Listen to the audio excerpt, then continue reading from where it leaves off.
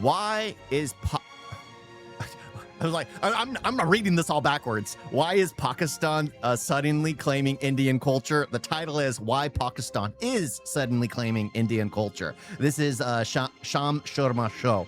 I enjoy his content. Honestly, the last video I saw of him, literally me and him are the same person. The same exact person. I had so much fun in the last video. It was a dark topic, but we're the same person. We're the same person. We all know that Indian person who hates American imperialism and capitalism, but exclusively watches American shows. They know the lines from The Office better than they know the Indian national anthem. That's kind of what Pakistan... You know, the funny thing is, there's an entire party movement in America that is exactly like that. That is exactly like that. They literally just had like a campaign the other day where they had one of the most toxic people go up on stage and speak. Well, there's a saying for like when your enemy's making a mistake, you just let them. Like, I don't know the entire saying, but it's like literally everyone was just watching the fire, them burn themselves down. It was one of the worst things to watch. One of the absolute worst things to watch. Yeah, because that could be a ton of Americans he's talking about. Pakistan is as a country. Some time ago, the most important man in Pakistan, Asim Munir, said that they are completely different from Hindus. Well, our forefathers thought that we are different from the Hindus in every possible aspect of life. ग़ज़वा Hind के बारे में लिखा गया बेटा का दरिया दो दफा रंगीन होगा खून से और अफगानिस्तान की फौजें अटक तक पहुंचेंगी ये सारी पेशिंग उन्होंने की लेकिन उसके बाद शुमाल मशरिक से फौजें उठेंगी 8 टोलियों में से लोग आएंगे उज़्बेकिस्तान से खुरासान की बात की खुरासान यहाँ लाहौर तक बनता था पुराना खुरासान हाँ तो फिर वहां से शुमाल मशरिक होएगी शुमाल मशरिक फौजें निकलेंगी तब आप वो कश्मीर पता करेंगे उसके बाद इंशाल्लाह आगे चलेंगे और रिजवान जिस सेंसिबल तरीके से अग्रेसिवनेस भी थी जिस तरीके और सबसे अच्छी बात जो रिजवान ने की कि फिर उसने माशाल्लाह उसने ग्राउंड में खड़े होकर नमाज पढ़ी जो कि हिंदुओं के बीच में खड़े होकर so that was really something very very special for me So they say stuff like this, but then they rename Islampura to Krishan Nagar. Under a massive new heritage project, the changes are rolling out fast. Islampura has officially reverted to its original pre-1947 name of Krishan Nagar. They do healthy ceremonies in their marriage. But it's not a Hildi. It's originally for again. I did like Sandman's version of this, and I can understand. Gosh, again, because Pakistan is only a fragment of India. I'm sorry, any Pakistanis out there. It's a fragment of India, which was partitioned off originally from India, and then the people were migrated, or at least like, oh, what was it, like 83% of the Muslim people in the nation decided to migrate over. Not all. It was a high number, but not a majority. Well, it was a majority number, but not astronomical. I guess it was astronomical, but in the end, that not everyone decided to feel like, oh, because I'm Muslim, I have to move. Not everyone felt like that. But you have a people that were uprooted, transferred to a completely separate location, and we're dealing with the same infrastructure collapse that India was dealing with as a whole, because India had the British government there, which only remained for a week before they completely disembarked and fled. So India had a week to establish their own governmental structure that Pakistan exactly had the same exact time frame. And of course, Pakistan at that time decided to start it's not a civil war because they decided to separate themselves. But I know way too much. I know way too much. I'm starting to learn more about Indian history than I know American history. But then again, American history doesn't have that many foibles when it comes to like its neighbors trying to enter and eradicate people. That's why it's easier to learn like Indian history, because it's still at war. It's still dealing with its neighbor to this day, constantly. Oh my gosh. Levi, it's not 80%. It's very 50 or low. Most of Muslims who demanded a separate nation still lives in India whole generations. Okay. Yeah, because I thought it was like that. I forgot what I was watching, which had that information. But yeah, I mean, again, it's still not the entire population. So it was a bad choice to do that entire thing to begin with. It was just a way to completely dysfunction the entire nation, because again, to this day, India is not whole. India is not whole. It was partitioned off into two separate locations, which ended up being partitioned off into 3 separate locations when Bengal separated. And who knows, pretty soon it might be separated into 4 separate locations when Khalistan is deciding to become its own thing. Hopefully it'll never happen. Hopefully they all get merged. But you have a people that was uprooted, not knowing who they are. They claim to be Turk. They claim to be Persian. They claim to be like whatever original. They claim to be it because they don't know who they are. They don't know who they are. They have an identity crisis because they have no concept of who they are because they have no identity. Their whole identity is, we are Muslim. We moved here because we're Muslim. That is a terrible identity to have. You don't know who you are. If you look at richer elite Pakistanis, none of them wear Arab clothes. They wear Indian clothes. Cricketers do varmala in weddings. How the hell is that Islamic?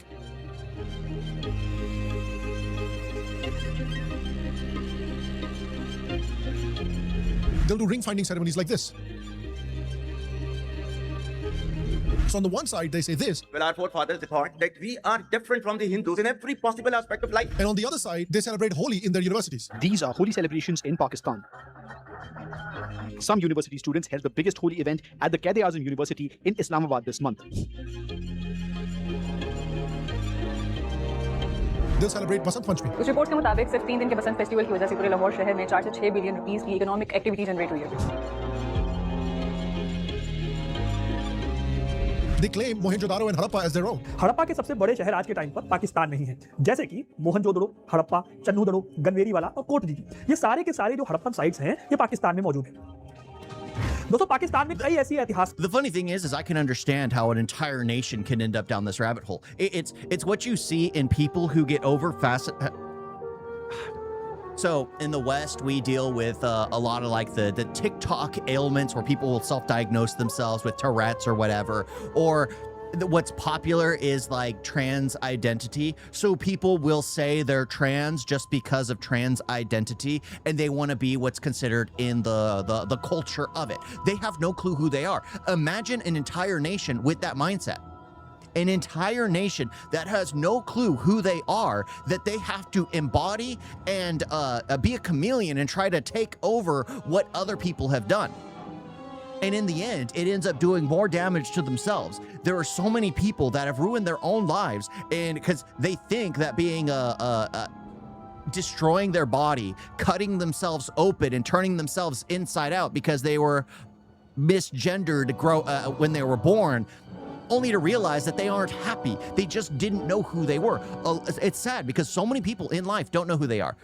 As great as having a computer is in your pocket, it has so many negatives because people look at what's on that computer. They follow people on that computer. And instead of having a mindset where it's like, respect the art, not the artist, they respect the artist, not the art. So everything that artist does is amazing. And again, I always bring up like, I see a lot of this in like India where I'll like watch a video, like the Toxic teaser I did with Yash. I like Yash in KGF. Amazing job he did. The Toxic looks like one of the worst, stupidest things I could possibly imagine. And I got so much hate for that because I was honest about it. But it's just like so many people love the artist better than the art they produce. When you, I don't respect artists because I don't know artists. Let's say if I met an artist, I've met a few, but I've never, if I don't speak to them, if I don't get a feeling for who they are, if I just see their work, I'm not going to respect them. I'll respect the characters they portray, but I'll never respect them because I don't know them. Why would I care about their opinions? Their opinions don't matter to me personally. And a lot of people need to start thinking that way. Pakistan is an entire nation of people that have just been idolizing everything else because the nation doesn't know who it is. Because it isn't that's a little rude. That's a little rude saying it isn't a nation because it's India's territory. It's India's territory. I'm just saying it. It's India's territory. So is Bangladesh. So is Khalistan. That's all India. That's all India. But yeah. I mean, sorry, I went on a bit of a tangent there. But Pakistan is basically one of those people who were raised on TikTok that are having an identity crisis. Pakistan is that as a nation. That's honestly the best way to see it. I like seeing things taken down to like a personal level or like a neighborhood level. It's like the house down the street that will always decorate for every single occasion. They don't care if it's Christmas. They don't care if it's Diwali. They don't care if it's Hanukkah. They don't care if it's Easter. They don't care. They celebrate every single holiday because they don't know who they are. So they celebrate everything.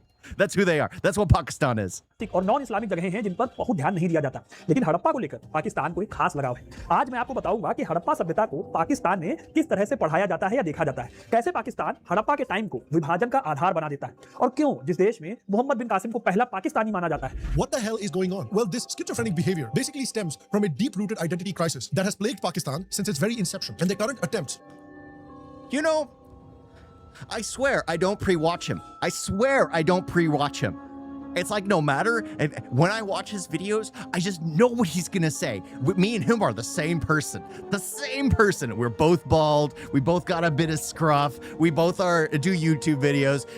He's just more popular than me. He's just more popular than me. But Sham Sharma show, I'm getting there. I'm getting there.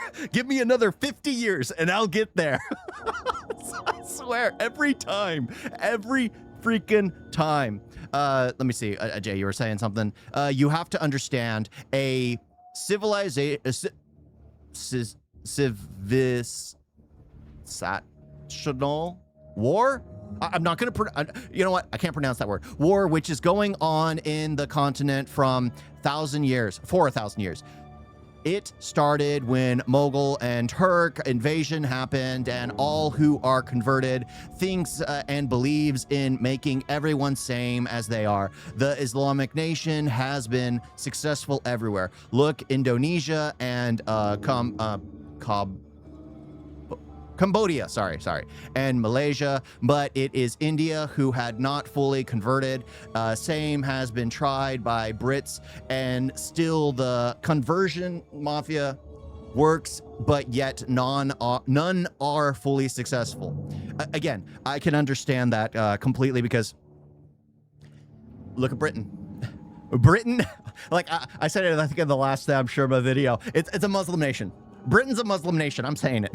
I'm saying it. Canada's a Sikh nation. Britain's a Muslim nation. The conquest is key. But yeah, I mean, that's just how they operate. They want to take over. They don't believe in mixing in. And from what I hear, it's like those who are forcibly converted are the ones that are more extreme about forcibly converting others. It's weird. It's weird. To appropriate Hindu traditions, Hindu civilization, Hindu culture, while at the same time attacking and berating the same Hindu culture and civilization is part of this identity crisis. It's part of this psychosis. And you'd be surprised that it's actually much more insidious than it seems.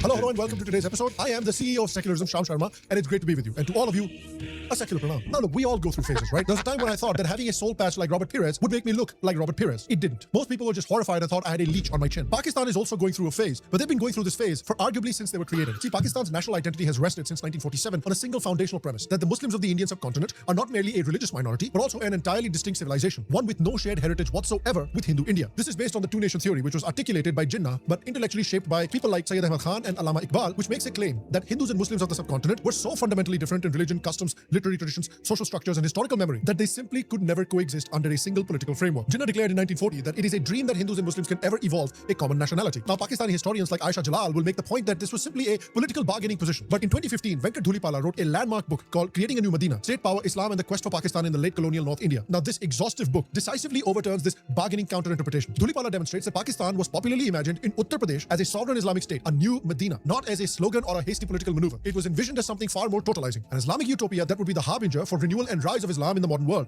and act as the powerful new leader and protector of the entire Islamic world, and thus emerge as a worthy successor to the defunct Turkish Caliphate. What's ironic is that initially, at least, they seem to understand that without their connection to Indian history, culture, religion, and civilization, Pakistan is basically as empty as Punjab Kings XI's trophy cabinet. For the first 2.5 decades after partition, Pakistani school books, however imperfect, retain some acknowledgement of pre-Islamic civilization. History textbooks from 1947 to 1980. I gotta say, his inside jokes to like are always good. Because it's just like he always slights everyone. I freaking enjoy it. Sham Sharma lives in America. Oh, okay. I probably should meet the guy. I was thinking he was in India, but he's safer in America, let's be honest. Especially with some of the videos he does, people would be out to hunt him down. probably are trying to, let's be honest. About the Indus Valley Civilization, various empires and kingdoms that existed in what used to be Pakistan, but that changed abruptly and decisively after 1971, and I wonder what happened in 1971.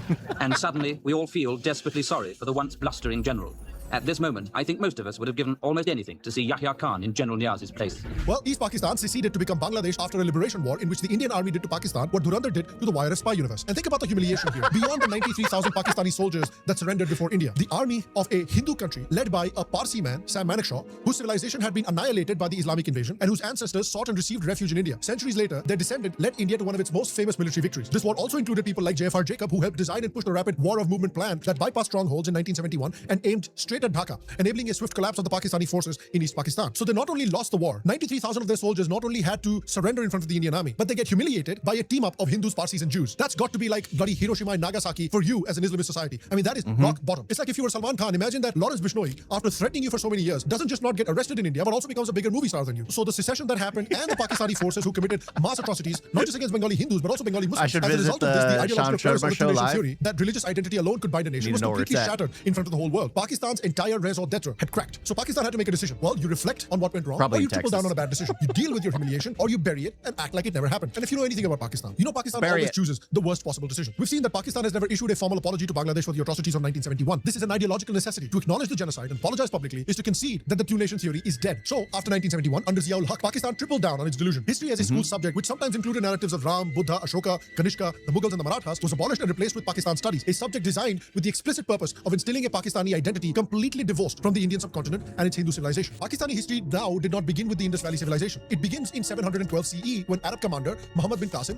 conquered Sindh. This was a deliberate severing of a people from 4,000 years of their own continuous history. The elevation of Muhammad bin Qasim to the status of the first Pakistani, which was officially enshrined in the Federal Bureau of Pakistan's 50 Years of Pakistan in 1998, is perhaps the most revealing symptom of Pakistan's identity neurosis. Qasim was an Arab commander sent by the Umayyad Caliphate of Damascus to extract trade revenues and expand Islam into the port communities of Sindh. He had no conception of Pakistan, India, or any modern nation state. He killed the famous Hindu king Dahir of Sindh, plundered Sindh's wealth, and sent it all back to Arabia. Within 20 years of Qasim's departure, according to historical records, a majority of those who had converted to Islam during his stay had reverted back to Hinduism or Buddhism. So calling Muhammad bin Qasim the first Pakistani is like calling Osama bin Laden the first American or Hitler the first Frenchman. But if you know anything about Pakistan, you know that stupidity has never really been a deterrent for that country. I mean, this is the country that damn near lynched a guy because he was holding a Mountain Dew bottle and the bottle had a QR code that vaguely looked like it had the name of Prophet Muhammad written on it. This is who we are dealing with. So under Ziaul Haq, Islamization became a comprehensive state policy with the late 1970s onwards. Islamic studies and Arabic were made compulsory. They imposed Urdu, a language of the Uttar Pradesh North Muslim elite, on a country that spoke Punjabi, Sindhi and Pashto. So the humiliation suffered at the hands of India was one factor. The death of the two-nation theory was one factor. Another factor in turning Pakistan into a real-world idiocracy was Arab countries and the American CIA. The post-1971 crisis of Pakistani identity found its most powerful funder in the petrodollar-rich Arab monarchies. This was a time when Arab countries were newly rich, off of selling oil to the world, and had designs of becoming superpowers themselves.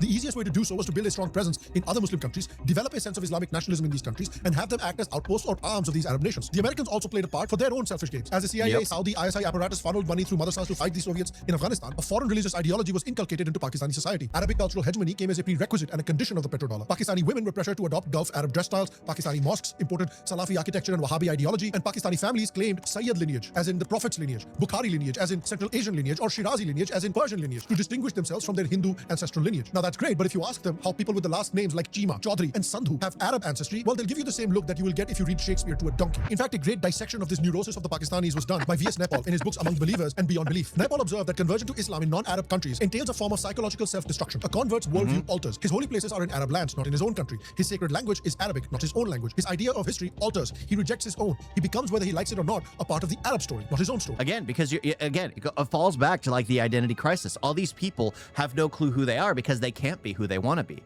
Those who were forced to convert, and then the ones born into the families that were forced to convert are so gone, so mentally brain broken that they're being raised in a cult.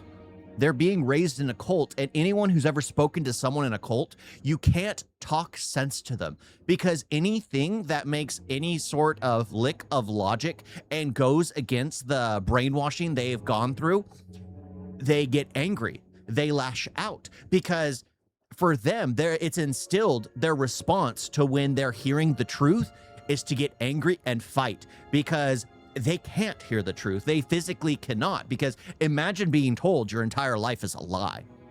Imagine being told that the sky, you know that color that you look up and see and call blue? Well, you're colorblind. That isn't actually blue. That is actually red. That would be kind of earth-shattering for some people. Imagine your entire life being not only the sky isn't blue like you believed it was, but the ground is up is down, left is right. I mean, everything is so backwards that you can't you can literally not talk to these people because nothing to them makes sense. And that is actually an absolute tragedy for people who grow up in a cult. And you see this in the Western culture as well. There are people who will never truly accept any form of rational discussion, and their only course of combating you is to attack what you look like, attack who you are as a person, attack how you sound, because they can't form any coherent discussion on the topic that they have to attack you, not physically, but just attack anything about you, because they can't attack your arguments. And that's actually what happens in Pakistan too, because it's a cult. It's the cult mentality. And it really is tragic. It really is tragic because they need help. They need learning, but they're so far gone. I don't believe they ever will be able to break out of it. Hopefully, the following generations will learn. If they don't destroy all the phones in Pakistan, people will end up getting online and be able to do some research for themselves, be able to learn for themselves. Oh. The convert has to turn away from everything that is his. The disturbance for societies is immense, and even after 1,000 years can remain unresolved. The turning away has to be done again and again on a daily basis. People develop fantasies about who and what they are, and in the Islam of the converted countries, there is an element of neurosis and nihilism. There's another important reason why the Pakistani Muslims refuse to accept their Hindu heritage. This is something that's baked into Islam as well as all Abrahamic theologies. In fact, both Abrahamic religions like Islam and Christianity do this. While Christianity was in opposition to indigenous Roman and Greek religions, it hated indigenous Roman and Greek culture and religion with a burning passion. Every aspect of indigenous Roman and Greek culture and religion was blasphemous and heretical. However, once Roman kings converted to Christianity and Christianity was able to vanquish indigenous Greek and Roman religions, a few centuries later, they gleefully appropriated all the positive aspects of these cultures. Suddenly, hated pagans like Plato, Aristotle, works like the Odyssey, and great pagan heroes and generals of Greece and Rome were happily adopted by Christian countries. Today, Christian Europeans and Americans are walking around cosplaying as the true inheritors of ancient Greek and Roman traditions. They celebrate these traditions today when just a few centuries ago, their ancestors blasted these traditions as blasphemous and worked tirelessly to destroy. Yep, pagan and everything. And then just a few centuries later, like what is it? Dia de los Muertos, the Halloween. It's like, oh, you know what? Let's accept it. Let's adopt the whole thing. It's like, what the heck? Why couldn't you have that mindset in the beginning? But I understand a lot of people when it comes to religion, even though it's not biblically accurate to attack and force your belief onto others, some people see it as their calling to force their belief on others and destroy idols and things like that. When honestly, anyone who's actually been through the Bible, they know it's not entirely like that, but it is a product of its time. It is a product of its time, just like the Quran is a product of its time. Anyone who reads the Quran now with like a level head, just like with the Bible, you read it with a level head now, there are some very barbaric things that happen in them. In the Old Testament, which is literally the Hebrew scriptures, in the New Testament, in the Quran, all those literally have absolutely heinous acts that happen in them. You know what? We're a civilization. We grow with time. So you shouldn't do the barbaric things that happened in those texts. You should learn that maybe there are different ways of going about this instead of throwing stones at that woman just because you thought she was a lady of the night. You don't need that. He who cast the first stone, may he have done nothing wrong, something like that. I forgot the actual line that Jesus said. But yeah, people get so on their own team that they just attack everyone else instead of listening, learning, and trying to talk to them. These cultures and traditions root and branch. It is because when these traditions and cultures were... Do you know Pakistan was doing even better than India until Cold War? And in Cold War, they took money from US. Yeah, they took the money from US to act as a mercenary in Afghanistan. And today, do you know what they say about US? They literally curse US today. They hate three nations, India, Israel, and US. Well, I don't want to say it, but let's just say there is a mindset where they always, it always goes hand in hand, Israel and US. But I understand how, since it's Pakistan, they throw in India. It's just baked into their charter at this point in time. Every other one, it's only like the US and Israel. But no, in Pakistan, they baked in They've baked in India. Actually alive, they were an active threat to the totalitarian and exclusivist worldview of Christianity. Abrahamic religions believed that their worldview is the only correct one, and any other way of thinking is blasphemous and deserves to be destroyed. When these cultures were destroyed and Christianity became the only game in town, Europe naturally descended into the bleak period of the Dark Ages. A few centuries later, the same Greek and Roman cultural traditions and literature were rediscovered by Europeans, and then they realized that it was actually okay to ask questions. They realized it was okay to pursue scientific answers to unknown questions. These traditions taught them that it is okay to Yeah, because it's funny because a lot of the knowledge that had been gained throughout the centuries got lost just out of fear of faith. Fear of faith. And I think that's insane because there are people who are religious and there are people who are believers. There's a complete different, like religious people are just like, what the heck? What the heck? It's better to have faith in what you believe in than to be an overly zealous person. speak their minds. Freedom of speech is actually a good thing, and to gain knowledge that was once considered forbidden. These pre-Christian, pagan, Roman, and Greek ideas became so popular in Europe that it threatened to overtake Christianity once again after many centuries. However, because the people who practiced these traditions were long gone, Christianity was able to scavenge these traditions and appropriate all positive aspects of these traditions as somehow inherently Christian, thus staving off any danger Christianity would have from these traditions. Now, ancient Roman and Greek culture could be safely relegated to history and museums, and Christianity, which was once the mortal enemy of these glorious traditions, can now pretend to be the proud inheritor of this tradition. This is the greatest scam pulled in the history of Europe and America, and this is why Pakistani Islam has such a problem accepting its links to Indian civilization, because Pakistani Islam sees Hinduism as a very clear and present danger to their exclusivist ideology. Atish Taseed, a half-Indian, half-Pakistani author, wrote a memoir called Stranger to History, in which he quoted a Pakistani saying that if all of India had become Muslim, we might have been able to identify with the Hindu past, but the religious structures will not allow them to do so, and unless the living tradition of Hinduism and the living Hindu civilization is completely destroyed, just like Christianity destroyed the ancient Greek and Roman cultures, they cannot accept any part of their indigenous native traditions. Bless their hearts, the Pakistanis have tried their damnedest to wipe out Indian civilization, but as we've shown, it hasn't really gone well for them. I want to In see that 1971, building. they got spanked worse than anything that you'll see on Pornhub. The same thing happened in 1999, and then they tried to be cute again with the Pahalgam attack, but India put more holes in their bases than a golf course. 2 weeks after the Pahalgam attack, India has responded with force, precision, and purpose.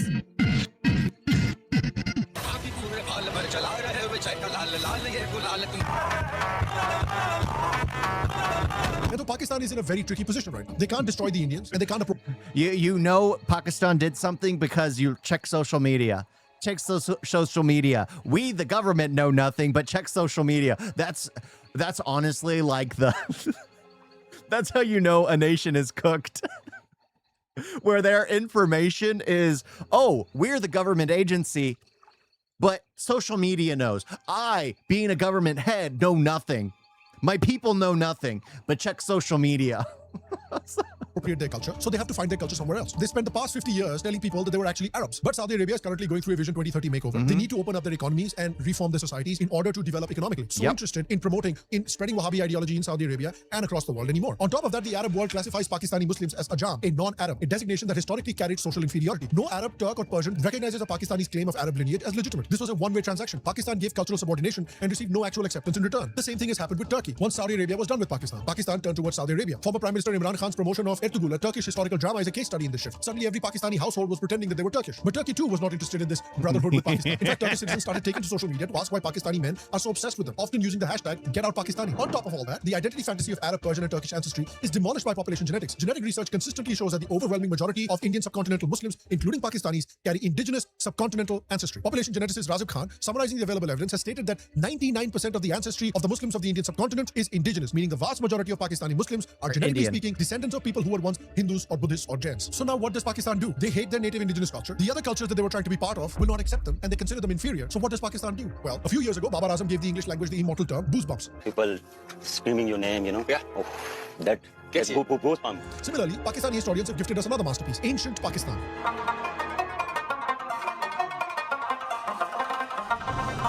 And there are people watching this video whose grandparents are older than Pakistan. So according to this new theory, Pakistan possesses a 9,000-year-old historical heritage. Yeah, that's what's funny is there are still people alive in Pakistan and in India who, and everywhere else in the world, who were alive during the formation of Pakistan. Not India, because India's always existed, but during the partition, at least. Like, there are people alive to this day who experienced all that in India and in Pakistan, yet they, for some reason, don't look to their elders. They seek gratification from outside.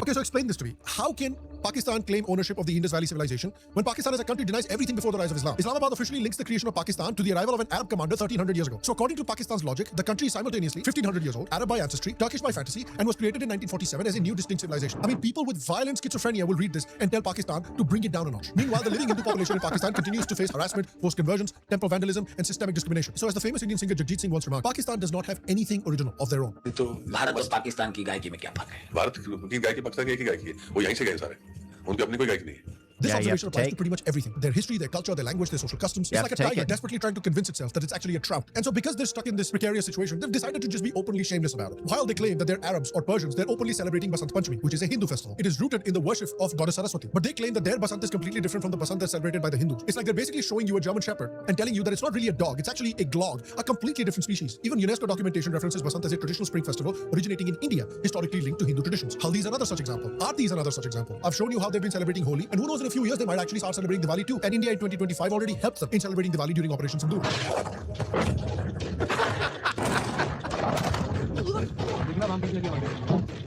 So their famous attempt to create a new civilization, create a new Medina, create a new Islamic caliphate, completely distinct from their Hindu roots, has utterly and completely failed. And it's too bad that marrying your first cousin, exploding in markets, having terrorism as your top export, watching ungodly amounts of gay porn and honor killings do not a successful civilization make. And obviously because of all the terrorism, they have a horrible image globally, and they're having to brand themselves as Indians in order to even have their businesses succeed overseas. Many restaurants in the West will brand themselves as Indian restaurants because customers would much rather go to an Indian restaurant than a Pakistani restaurant. And here is where the insidious term called South Asia comes in. This word has It's funny. So,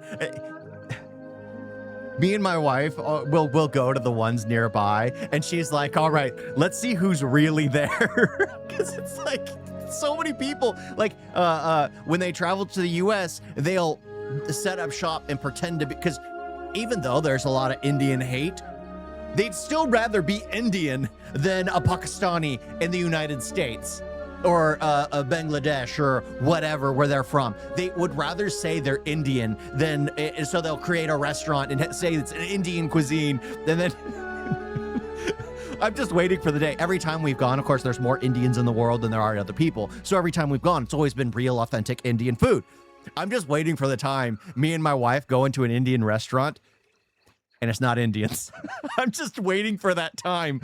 I'm going to be honest. I wouldn't know. I wouldn't know. To me, it'd be the exact same. Call me racist, but it'd be the exact same. My wife can tell. My wife can tell. She can tell the region. She can tell like like pinpoint the states. For me, it's just like Indian. Racist here. Racist here. I'm a retard, so it's fine. It's fine. But I'm just waiting for that time for us to go into a restaurant, and I'm probably gonna get a video of it because it'll be a treat for me. It'll be a treat because I'm not gonna notice. I'm not gonna notice. I'm gonna go in, grab a menu, sit down, and my wife will probably be like, "All right, let's find another location." Just because we don't want them. They wouldn't spit in my food. I'm afraid they'd spit in my wife's food. I'm afraid they'd spit in my wife's food. It's one very specific purpose. The moment India achieves something positive globally, suddenly everybody remembers. Suddenly it's South Asian. If India lands on the moon, it's a proud moment for South Asia. An Indian origin CEO becomes head of a billion-dollar company. Well, South Asians are ruling the world. An Indian wins the World Chess Championship. It's a South Asian achievement. An Indian ends up turning Xbox around and making it profitable once again. South Asia. Xbox is coming back. Xbox is coming back. A Hollywood celebrity wears a sari or a jhumka, well, that's South Asian attire. But the second there's something negative, it is attributed only and only to India and not to Pakistan at all, not to South Asia at all. The moment there's some negative publicity around India, the term South Asia disappears like Pakistan's Chinese air defense. We never use a term South Asia. It is Indian subcontinent. Yeah. I mean, what's the joke? Middle East, same. I mean, it's close enough. Just need to go more westward. Just need to go more westward. I had to actually do northeast, southwest. Systems. They do this with caste. They're doing this currently with the H1B crisis. So lassi is a South Asian drink, paratha is a South Asian bread, but caste is an Indian problem, not a South Asian problem. And so this is the new attempt by the failed state of Pakistan to ride on the coattails of India and gain some semblance of positive PR. It's not racist because Pakistan was literally born from India, so of course they would serve a similar food. Spit will be an extra Islamic touch though. Yeah. But only for my wife, because my wife is Indian, and that's always the issue. Me being American, I think it would be fine. I don't know. jury's out. But yeah, we'd go to another place. The world. And the Pakistanis are in a precarious situation because they failed demographically. Pakistanis are not Arabs. They're overwhelmingly Indian by ancestry. They failed culturally. Pakistani music, cuisine, poetry, architecture are all Indian. They failed politically. The creation of Bangladesh in 1971 demonstrated that Islam alone cannot bind a nation divided by language, ethnicity, and economic exploitation. It failed internationally. Arab and Turkish societies do not recognize Pakistanis as co-civilizational kin, but regard them as aspirational outsiders. And this is why you see all these videos and all these posts of Pakistanis desperately attempting to appropriate Indian traditions, Indian culture, and Indian religious practices while divorcing it from Indian civilization and Hindu culture. And that is why my plea to you is, wherever you see it, push back. There are a lot more Indians out there than Pakistanis. Don't let them... Yep. Like, again, there's 1.5 billion Indians in India, which leads me to believe, especially with how adamant they are, like how they're everywhere, there are probably 2 billion Indians in the world that have just traveled out, that are on visas or made permanent residency other place. So now they will fly a different flag, but they're still born in are native to India. I think it's like 3rd, 4th generation where you kind of lose that true, it depends on also how you're raised, true connection with your nation. Maybe the 2nd, but it's more like the 3rd, which really feels at home in the new nation where their family has made a home. But yeah, still, I think there are 2 billion. 2 billion. They're like a quarter of the world's population is India. A quarter of the world's population is India. And everyone's afraid that that one religion is going to take over. No, it's India. It's India. It's literally going to be India. A quarter of the world's population is from India. You just have to think about it that way. And then you think about all these other nations, the ones like the UK that are dealing with like an invasion, or all of Europe dealing with an invasion. Just think about it. Just think about it. They're still going to end up being, the majority of them, like Pakistan. They're going to be forced people that are never truly accepted into things. Never truly accepted. They're always on the outside, never on the end. So they'll always be dysfunctional. India, however, is close to like a quarter of the world's population, like close to 2 billion. Honestly, if I was to just to speculate, it's close to 2 billion on planet Earth. I think we know who the real conquerors are. I think we know who the real conquerors are. And not conquerors in the way of going to a place to invade and completely convert. No, going to a place and adding benefit to it. Adding something extra. Get away with it. Whenever you see it, flood their comments, make videos, make posts debunking these claims. Only after the civilization has completely and utterly failed, which it is very close to, will they have to look in the mirror and have a reckoning about who they really are. Other than that, let me know what you thought about today's episode. If you want to see our other videos, you can click here and click here and see them as well. I will see you for the next episode, and until then, stay happy. I really like the Sham Sharma show. I think it's because after I got like one of his spot on, I was everything I'd say, he'd literally clarify it right after. I really enjoy his content. He's very thorough. It makes you laugh for sure. I get a laugh, at least I get a laugh, especially when I say something and he clarifies it, being like, yes, this is exactly the case. Always makes me laugh. Oh, but yeah, I mean, it is sad because literally they have no cultural identity. They have no cultural identity. They have no clue who they are as people. And that's the real problem. That's the real problem. They have no clue who they are. And you need to know who you are. You need to have a feeling of belonging. And they just don't. They just don't. They're just a bunch of nobodies. They're a bunch of people looking at online and going like, I want to be this person. I want to be this. And just like with the individual, everyone out there needs to figure out who they are as a human being. You do. You can't chase other people. Find out who you are before you try to get influenced, or not influenced, but ideas from other people. You don't want to become that other person and copy everything they do. No, find out who you are. You guys got a video?